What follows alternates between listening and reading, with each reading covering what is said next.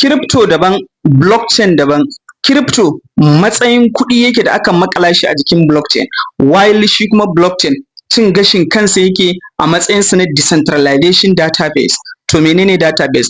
Jimillar samuwar data and information, data collection, data processing, data analysis, data management, data and information mismanagement su suka samar da database.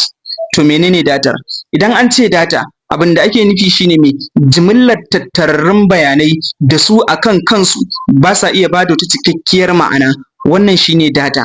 Misali, ka shiga kasuwa sai ka yi recording hayaniyar kasuwa, jimillar hayaniyar kasuwar da ka ɗauka ita ake kira da data.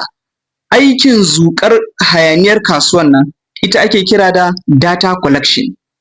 Zaman aikin ware maganganun mata, maza, yara, tsofaffi, wannan kuma shi muke kira da data processing. To ɗaukan matakin da ya dace a kan maganganun mata, yara, tsofaffi, wannan kuma shi muke kira da data analysis. Ajiye bayanan a inda ya dace ba tare da wani ya faɗa cikin wani ba ko wani ya haɗa wani da wani, wannan kuma shi muke kira da data management. To kowane bayani kuma a kan kansa, bayanin mata, bayanin maza, bayanin yara, shi kuma shi ake kira da information.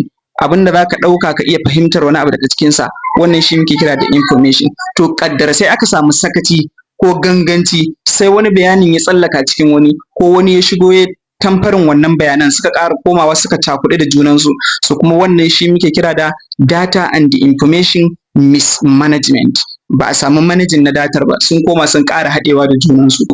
Jimillar na'urar da aka shirya mata kayan aikin da take iya gudanar da irin wannan categorization ɗin ayyukan a kan kowace data, ita muke kira da database.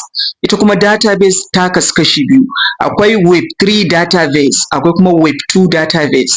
Web3 database ita ce take decentralization database ta blockchain kenan.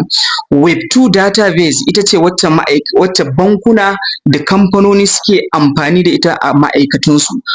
Za mu yi karatu na musamman a kansu, insha Allahu ta'ala.